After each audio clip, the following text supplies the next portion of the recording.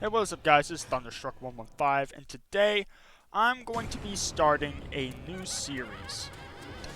What I'm going to be doing is I'm going to go back and revisit every COD Zombies map, or at least every map I can get to before the release of Black Ops Cold War, because when that comes around, content for that will probably take over my channel for a while. But the thing is, I did start an actual review series like over a year ago, I think. But then I put that on hold so I can make a review for Black Ops 4. And then that took 10 months. And now that I'm finished with that, I'm in college now, and that's eating up a lot of my time. And also, I'm just kind of burned out from the Black Ops 4 review, as that took a lot of effort. So, yeah, I kind of want to find a way I can make content that's good, but won't eat up so much of my time because I need to focus on my studies. But at the same time, I did want to go back and give my 2 cents on each map, or at least in some capacity.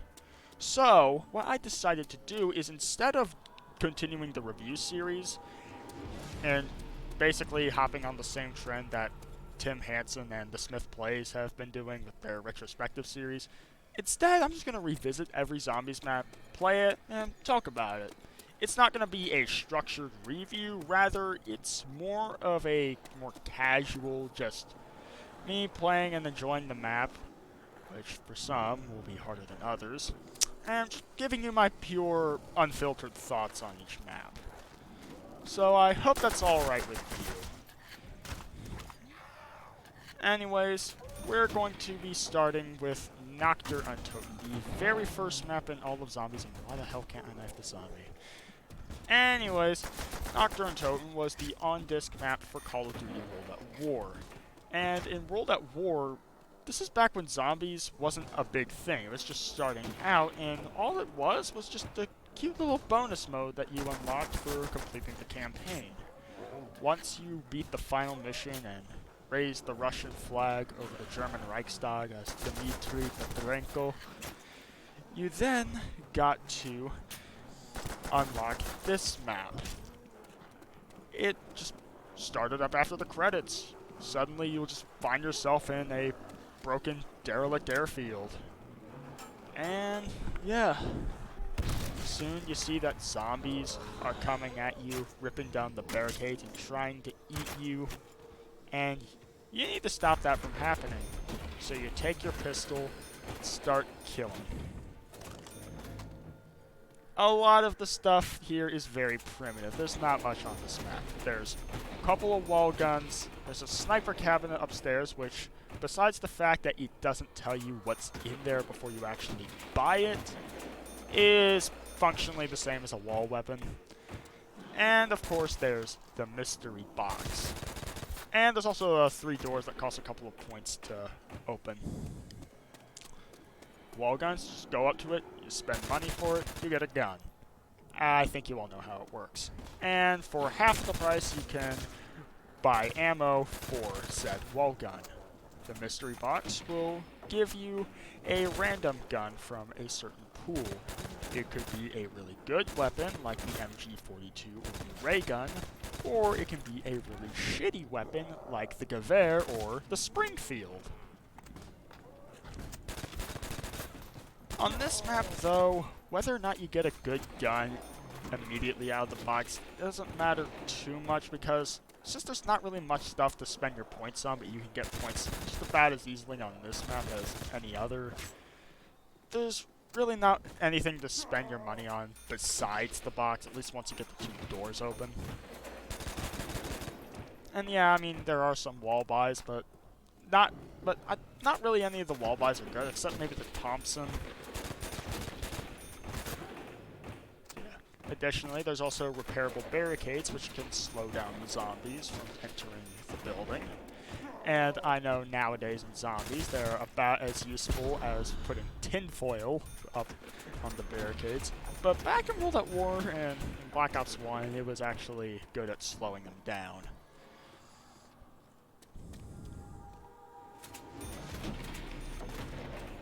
Let's see,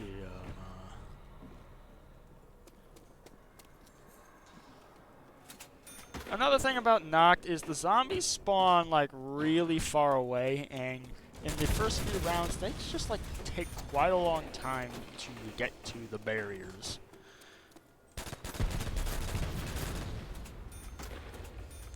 This kind of makes the early rounds on this map a bit more tedious, but atmospherically it's really cool. It has a nice creepy feeling like, oh god, those shambling things are in the distance and they're coming to get me. Oh god, no.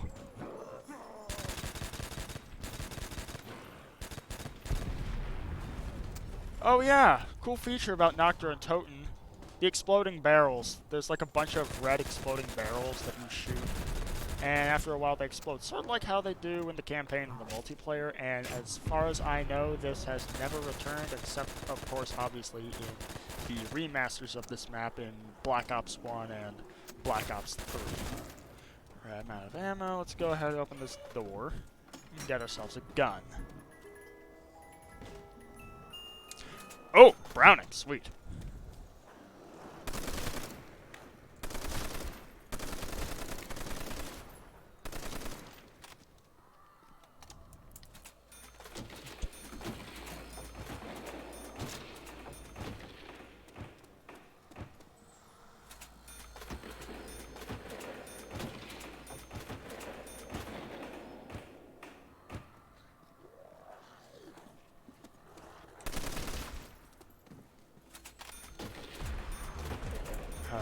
Sorry, what was I saying? Oh yeah, another thing is you can also blow up the trucks outside, but I don't think you can do that in the Black Ops 1 version, and in Black Ops 3, the trucks aren't even there. They're actually replaced with derelict tanks.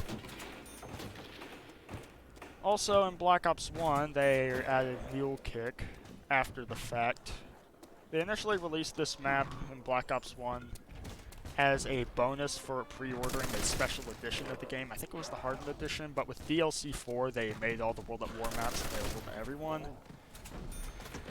And a few weeks after Moon was released, they released a patch which retroactively added Mule Kick into every map in Black Ops 1, including the World at War maps, including Nacht. Of course, all it does is give you an extra gun. So, and since guns are pretty much the only other thing on this map anyways, wasn't really that big of a deal. The Black Ops 3 version added Gobble Gums, which are actually quite useful because you can pack-a-punch guns on this map using stuff like wall power, crate power, and bullet boost. And they also added the Wonder Fizz machine, which added all the other perks that in Black Ops 3, well, with the exception of Electric Cherry for some reason. Surprised, because honestly, they were willing to add literally every other perk in the game to this map, which didn't originally have perks, so I wonder why they didn't include Electric Cherry. That's a bit baffling. Oh yeah, another interesting aspect about Nacht Der Untoten in World at War is the power-ups. See, in literally every other map, you have the demonic announcer saying, like, insta-kill, whenever you pick up a power-up or something. But in this, it's just eerily silent, aside from the little whoosh sound effect from picking it up. Another thing is that instead of having the icons for the double points and insta-kill power-ups, instead it'll just say double points in pretty bland text, but it will also give you an exact timer showing you exactly how long you have left with that power-up, whereas with the icons, you kind of just had to guess, or just remember how long it's been since you picked it up. Now, I get why they changed it to an icon in later maps. It just looks a lot cleaner and more polished. But I will admit, knowing just exactly how long's left on the timer can be useful. Also, there's only 4 power-ups on this map: double points, max ammo, insta-kill, and nuke. And interestingly, the nuke doesn't give you 400 points on this map. That wasn't added till later. I think Farouk added it, but if not, it was Duri's. well, I suppose we'll see when we play those maps later. Oh yeah, there's a radio here, which has the very first Easter egg song in All Zombies, titled WTF, and after that I'll cycle through playing a bunch of music from World at War's campaign. But I'm not going to activate the radio simply because I don't want this video to get blocked because of copyright issues. I know it sounds like I'm being paranoid, but I'm not joking. One time one of my videos got blocked on copyright grounds because it showed the intro cutscene for Shadows of Evil while I was loading into the map, which I couldn't even skip because I was still loading into the map. After that, I basically just made it a habit to edit out the cutscenes whenever I do videos. Actually, now that I talk about it, I should probably edit out the intro cutscene to Nacht, because you never know what Activision will do.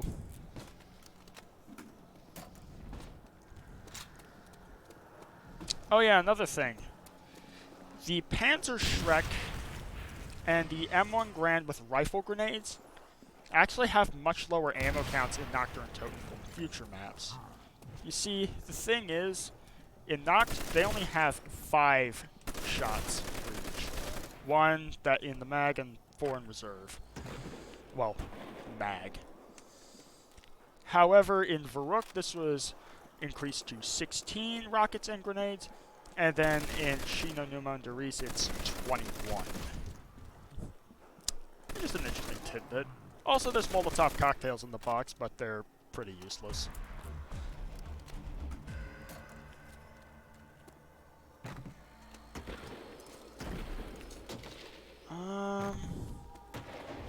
Let's see.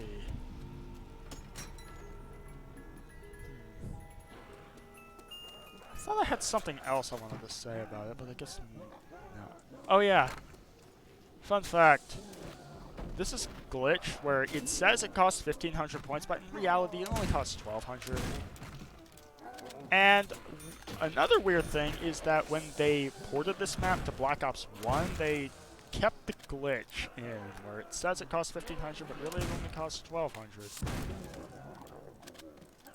Also, I'll have to check, but I'm 99% sure that they reversed the wall buys in Black Ops 1. Like, for example, here you see it's pointing to the left, but I'm pretty sure in Black Ops 1 it points to the right. I could be wrong, I'll have to double check. But yeah. Let's go ahead and open up the top. Oh, crap. Oh, yeah. Interesting tidbit about the zombie AI on Nacht Der Untoten. They cannot actually hit you without first stopping all their movement to begin their attack animation.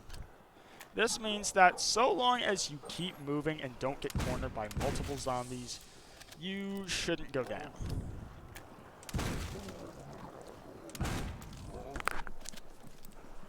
Sorry, my nose is just itching.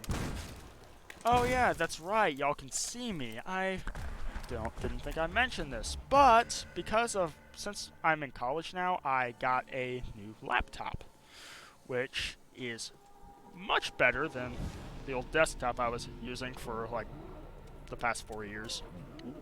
Like, look, I can actually run World at War at a stable frame rate. Stable 144 frames per second instead of the very choppy and inconsistent, like 20 to 30 frames I was getting on my old desktop. I mean, it worked, but I mean, so does cannibalism. So yeah, it comes with a face cam. I probably would have made this video sooner, but the thing is, I was having trouble getting OBS Studio to work because apparently OBS has an aneurysm when you're using a computer with 2 GPUs. See, my laptop has an integrated GPU, and it also has one that's the main one, the NVIDIA. That's the one that's active right now. But the thing is, the OBS Studio just has trouble with it because it doesn't know which one to use, so you have to manually configure it. But the thing is, whenever it switches to the other one, it won't work properly. Like, for example, if I want display capture to like show you my desktop, I would have to go into my graphics settings and set OBS to use my integrated GPU. But if I wanted to record the gameplay footage, then I would need to use my NVIDIA GPU. Interestingly though, my face cam works with both, so go figure. Also, another interesting thing is that it also has like a little slide feature. That way, when I'm not using it, I can close it to stop hackers and the FBI from watching me. Or, you know, I can just close the laptop lid.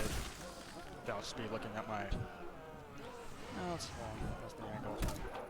My mouse pad. But yeah. Now, I'm recording World at War on PC because I have it on PC and it runs better than it does on the Xbox 360.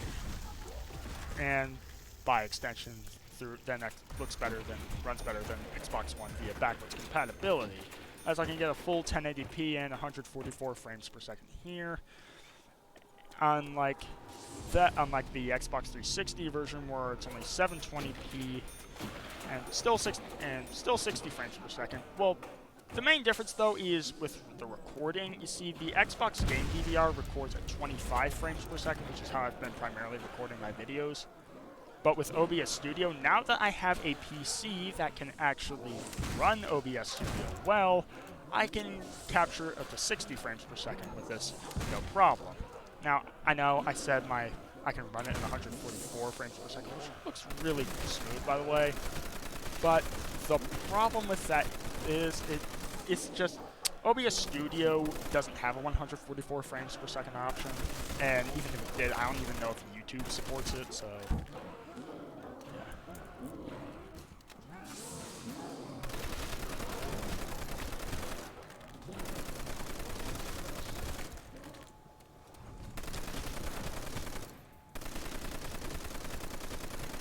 But where I'm camping is just like the OG camping spot by the steel hand grenade wall by. Everybody knows that's like, you always want to keep the spiral staircase closed on this map, because opening it will ruin that. Because all you gotta do is just focus on the zombies coming through. Ooh, flamethrower. All you have to worry about are the zombies that come through here, and maybe the occasional zombie that comes through this barrier. With this, you'll also have a stream of zombies coming up from here, which makes this very hard to concentrate fire. Of course, I have heard some training strategies utilize that, but yeah. Anyways, that's about it for this video anyways. I just died.